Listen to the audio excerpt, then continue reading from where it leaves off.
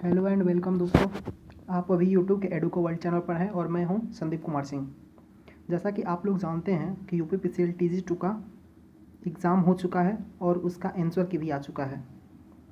तो ये जो वीडियो है इसमें पहला पॉइंट मैंने लिया है कि यूपीपीसीएल TG2 2019 का कट ऑफ 128 क्यों गया था, यानी कि उसका शिफ्ट वाइज जो एवरेज स्कोर था यूपीपीसीएल के द्वारा क्या दिया गया था।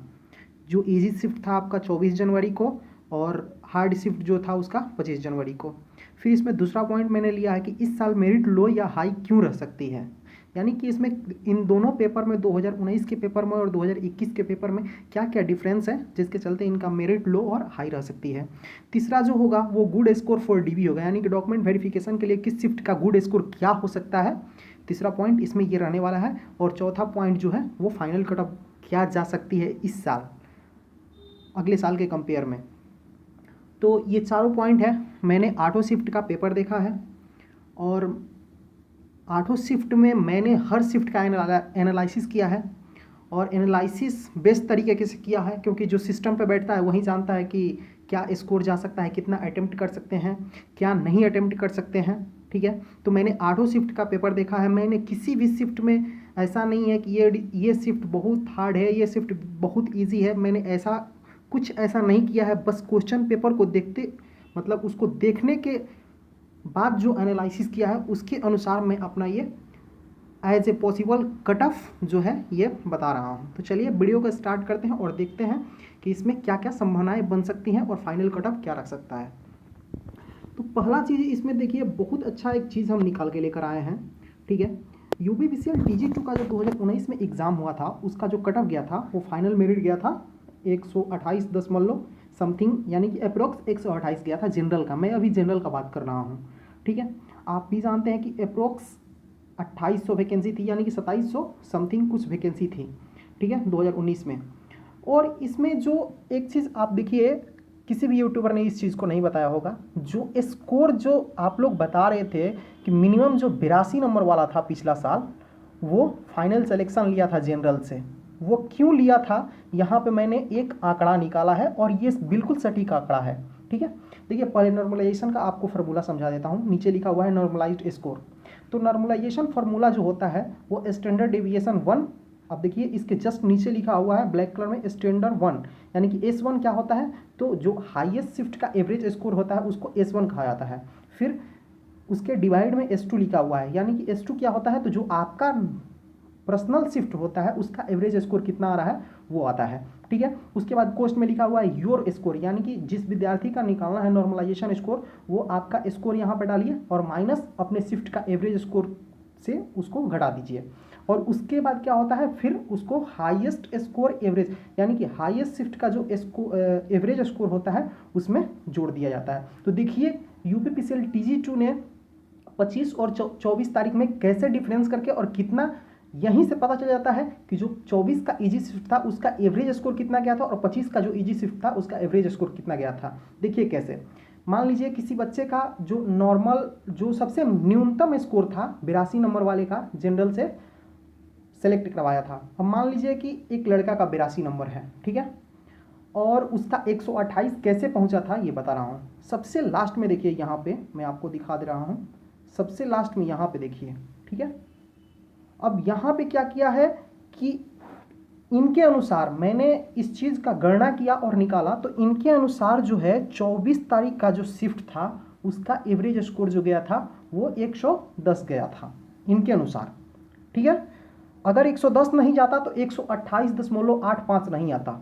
ठीक है, कभी भी नहीं आता। आप इस चीज़ का गणना कीजिएगा अपने कॉपी पर पेन लेकर। ठीक है, तो यहाँ पे इनके अनुसार जो है, जो 82 नंबर वाले का 128 कैसे किए हैं, तो इनके अनुसार जो 24 का शिफ्ट था पिछला साल पिछली वैकेंसी में उनका एवरेज स्कोर 110 दिया था। अब सोचिए कि वो 24 का शिफ्ट में 110 एवरेज स्कोर गया था, तो इस साल जितने भी शिफ्ट हुए हैं, आप जिस भी शिफ्ट में हैं तो अपने अनुसार गणना कर लीजिए कि जो इस साल का जो सबसे इजी शिफ्ट होगा उसका एवरेज स्कोर कितना जाएगा। ठीक है, उसके बाद जो आपका स्कोर है, यानी कि जो 25 तारीख का जो एवरेज स्कोर था वो 70 गया था।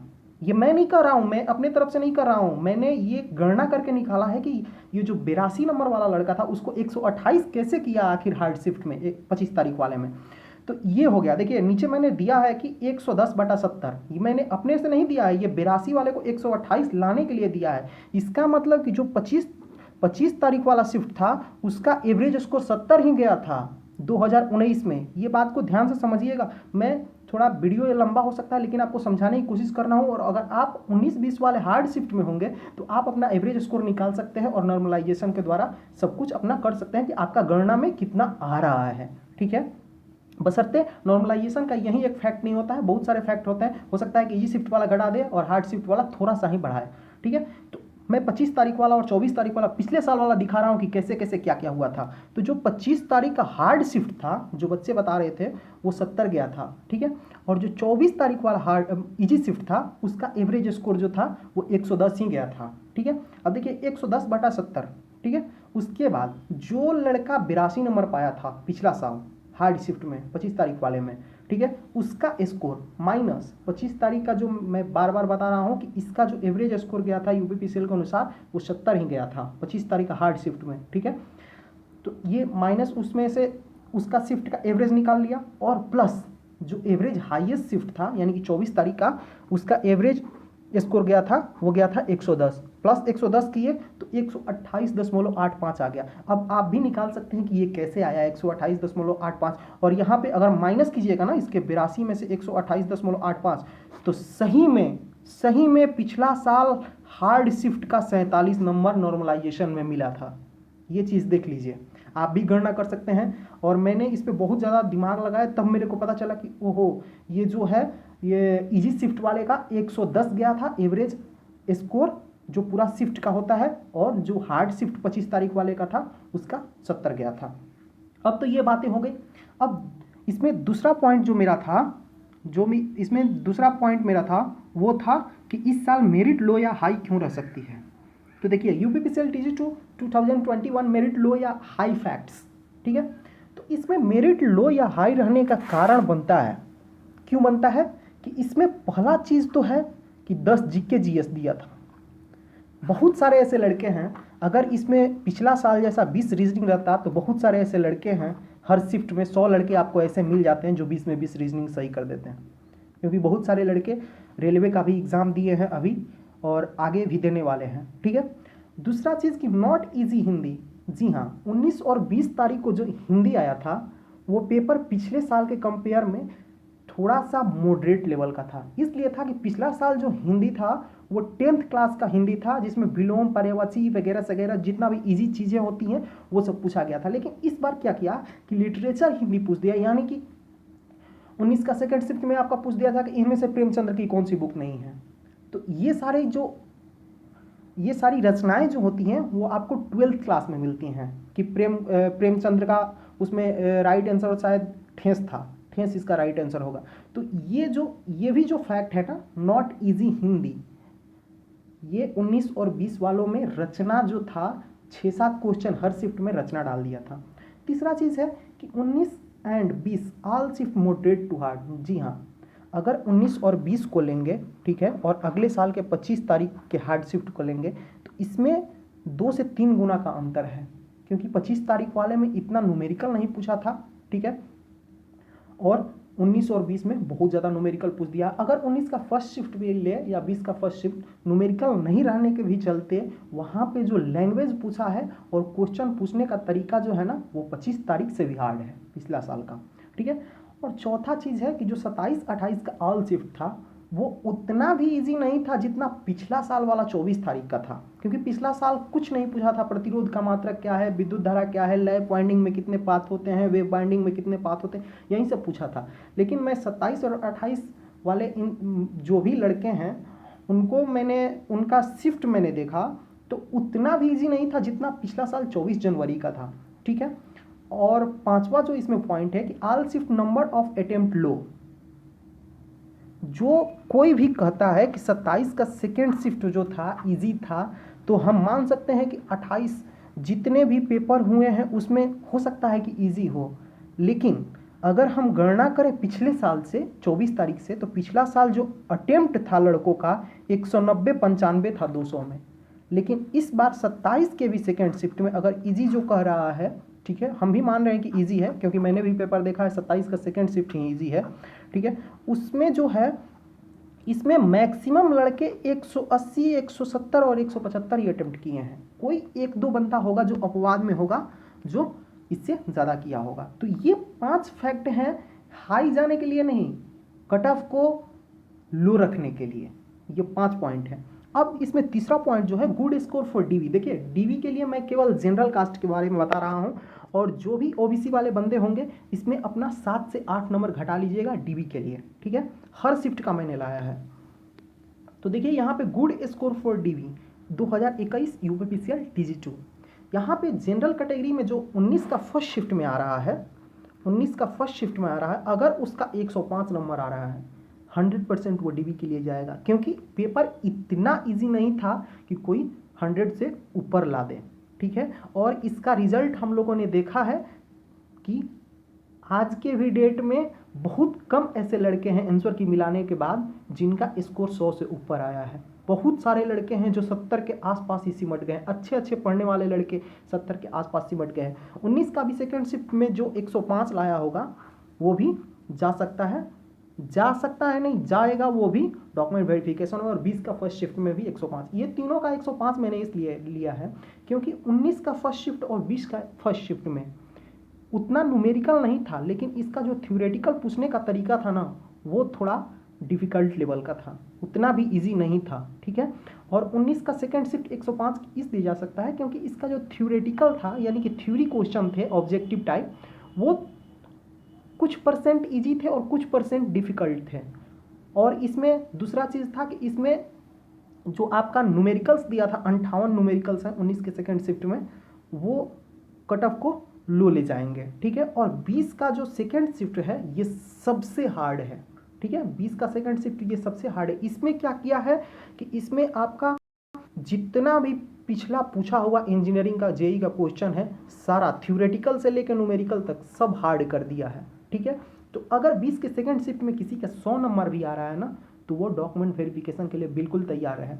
अब 27 के फर्स्ट शिफ्ट में, तो 27 के फर्स्ट शिफ्ट में मैंने 120 जनरल के लिए डीवी के लिए इसलिए बोल रहा हूँ क्योंकि 27 के फर्स्ट शिफ्ट में गलत और सही करके एक ही क्वेश्चन का, जैसे हम लोगों के कंप्यूटर में गलत और सही करके देता है कि सत्य और असत्य, इसमें बहुत सारे ऐसे क्वेश्चन थे जो सत्य और असत्य पे थे जिसमें बहुत सारे लड़के ने गलती कर दिया है, जिसके चलते इसका भी जो है एवरेज शिफ्ट जो है स्कोर वो भी कम रहने वाला है, जिसके चलते 27 का फर्स्ट शिफ्ट। और इस 27 के फर्स्ट शिफ्ट में एक और मैटर किया है क्वेश्चन में कि इसमें से ये नहीं पूछा है कि इसमें से ये कौन है, इसमें बहुत सारे ऐसे क्वेश्चन हैं जिसमें ये पूछा है कि इनमें से कौन नहीं है, ठीक है। तो ये भी डिपेंड करता है। लेकिन जो 27 का सेकेंड शिफ्ट है इसमें जो लड़के 128 29 नंबर ला रहे हैं वो डॉक्यूमेंट वेरिफिकेशन के लिए जाएंगे, क्योंकि ये सबसे ईजी शिफ्ट है। 8 शिफ्ट में मेरे को जहाँ तक लगा, बाकी यूट्यूबरों की मैं बात नहीं कर रहा हूँ, मैं खुद का बता रहा हूँ कि 27 का सेकेंड शिफ्ट जो था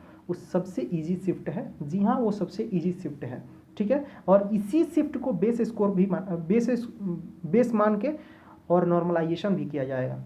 अब इसमें 28 का फर्स्ट शिफ्ट और 28 का सेकेंड शिफ्ट ये दोनों को मैंने सिमिलर लिया है क्योंकि इसमें न ज़्यादा न्यूमेरिकल्स थे और इसमें जो इसके थ्योरेटिकल भी थे वो बिल्कुल सेम थे। तो जो 28 का फर्स्ट शिफ्ट और 28 का सेकेंड शिफ्ट में 125 नंबर ला रहा है वो बिल्कुल तैयार है अपना डॉक्यूमेंट वेरिफिकेशन के लिए। ये केवल जनरल के लिए है और इससे 7-8 नंबर ओबीसी वाले घटा ले, बिल्कुल 100% हम कर रहे हैं, इससे 7-8 नंबर डीवी के लिए ओबीसी वाले घटा ले, वो 100% डीवी में जाएंगे ही जाएंगे, ठीक है। क्योंकि मैंने बहुत सारा इस पर फैक्ट्स और बहुत सारा इस पर एनालिसिस किया है, तब जाके मैंने ये कटअप बनाया है, ठीक है। अब देखते हैं कि इसका फाइनल स्कोर जो है कितना तक जा सकता है। इसमें मैंने ऑल कैटेगरी को लिया है, ठीक है। तो देखिए अगर फाइनल मेरिट बताएं 608 वैकेंसी में, वैसे वैकेंसी भी कम है, तो इसमें जो जनरल का कटअप जाएगा ना फाइनल मेरिट वो 130 से 133 जाएगा। 130 से 133 हम भी बोल सकते थे कि 140 जाएगा, लेकिन नहीं जाएगा क्योंकि यहाँ पे 10 जीके जीएस और हिंदी का 5 से 6 क्वेश्चन भी मान लीजिए, ये 15 क्वेश्चन हार्ड शिफ्ट वालों का, और इजी शिफ्ट में भी जो जीके जीएस था वो इजी नहीं था, वो भी एक लेवल का जीके जीएस था, जिसके चलते अगर मैं 130 से 133 बता रहा हूं तो ये इसलिए क्योंकि 6-7 नंबर कहीं ना कहीं 6-7 या 8 या 10 नंबर आपका जीके जीएस और हिंदी लेकर आपका डूब रहा है, क्योंकि उसमें रचना भी पूछा है। ठीक है, तो इसलिए जो जनरल का फाइनल कट ऑफ जाएगा ना, वो देख लीजिएगा 130 से 133 के ही आसपास कहीं ना कहीं मंडराते रहेगा। ठीक है, अगर मैं ओबीसी की बात करूं तो ओबीसी का जो फाइनल मेरिट जाएगा वो 122 से 127 जाएगा। जी हाँ, इसी के आसपास मंडराएगा, इससे ज़्यादा नहीं जाएगा, क्योंकि पिछला बार अगर कंप्यूटर की भी बात करें तो कंप्यूटर में उतने सारे लड़के इस बार भी नहीं पास हुए हैं जितना कि इस बार कहा जा रहा था कि कंप्यूटर में बहुत सारे लड़के कंप्यूटर को लेकर कॉन्शियस हो गए हैं, वो बहुत सारे लड़के इस बार कंप्यूटर पास करेंगे। नहीं, बढ़िया बढ़िया लड़का इस बार भी कंप्यूटर में 18 नंबर लाके 17 नंबर लाके फेल है। ठीक है, अगर ईडब्ल्यूएस की बात करें तो ईडब्ल्यूएस की कट ऑफ जो है 120 से 125 रहने वाली है, इसलिए क्योंकि ईडब्ल्यूएस में आज भी बहुत सारे ऐसे लड़के हैं जो इसका ईडब्ल्यूएस का फॉर्म नहीं बनवाए हैं। ठीक है, अगर एससी की बात करें तो एससी जो है 112 से 17 रहने वाला है। ठीक है, क्योंकि एससी की भी अच्छी खासी वैकेंसी है इसमें, और एसटी का हम नहीं बता सकते हैं, एसटी का हम यही कह सकते हैं कि वो 112 के अराउंड आसपास ही मंडराते रहेगा, क्योंकि इसमें बहुत ज़्यादा कम सीट है। ठीक है, तो यूपीपीसीएल का फाइनल मेरिट मैंने यहीं बता दिया। और कंप्यूटर का जहाँ तक नॉर्मलाइजेशन का बात है, तो मेरे को अभी तक मेरा जो मानना है, अभी तक मेरे को नहीं पता चल रहा है कि कंप्यूटर में नॉर्मलाइजेशन करेगा कि नहीं करेगा। ऐसा इसलिए, देखिए मैं किसी को दुखी नहीं करना चाहता हूँ, ऐसा इसलिए क्योंकि एएलपी का एग्ज़ाम यहीं टीजी2 लिया था, सॉरी यहीं टीसीएस लिया था। एएलपी का एग्ज़ाम यहीं टीसीएस लिया था, और जब इसका मेंस का एग्ज़ाम कराना था तो उसके भी नोटिफिकेशन में लिखा हुआ था कि दोनों पार्ट में नॉर्मलाइजेशन होगा। ठीक है, लेकिन जब मेंस का एग्ज़ाम हुआ उसमें 26.5 नंबर लाना था 75 में टेक्निकल में, यही क्वालिफाइंग नेचर का था। कंप्यूटर भी जैसे यूपीपीसीएल में क्वालिफाइंग नेचर का है, वैसे ही उसमें भी जो टेक्निकल था, इलेक्ट्रीशियन वाला था, उसमें क्वालिफाइंग नेचर का था, और उसका जो मेरिट बनाने वाला था वो नॉन टेक था 100 क्वेश्चन का। लेकिन मैंने देखा कि टीसीएस ने उतना लड़के मिल जाने पर उसने एक भी नंबर का नॉर्मलाइजेशन नहीं किया था। तो मैं यहाँ पे नहीं बोल सकता हूँ कि नॉर्मलाइजेशन होगा या नहीं होगा, अगर होगा भी तो कितना नंबर का होगा। अगर पिछला साल की बात करें 4 नंबर का नॉर्मलाइजेशन हुआ था कंप्यूटर में, तो वो इसलिए हुआ था क्योंकि उसको कहीं ना कहीं सूत्रों के द्वारा पता चला था कि उसको उतना लड़के ही नहीं मिले थे कंप्यूटर में पास कि वो 4100 लड़कों को बुला सके। इसीलिए उसने 4 नंबर का नॉर्मलाइजेशन करके, उसको मजबूरी थी नॉर्मलाइजेशन करना, और नॉर्मलाइजेशन करके उतना लड़का बुला लिया था। अगर 1.5 गुना की बात करें तो अगर यहाँ पे भी 1.5 गुना लड़के बुलाता है तो 608 का 1.5 गुना कीजिएगा तो यहाँ पे 900 कुछ लड़के आएंगे। तो हो सकता है कि 900 लड़के उसको ऑलरेडी मिल जाए कंप्यूटर में पास। तो हो सकता है कि नॉर्मलाइजेशन नहीं करे, या ये भी पॉसिबल बन सकता है कि नॉर्मलाइजेशन करे। चलिए, बहुत बहुत धन्यवाद। जय हिंद।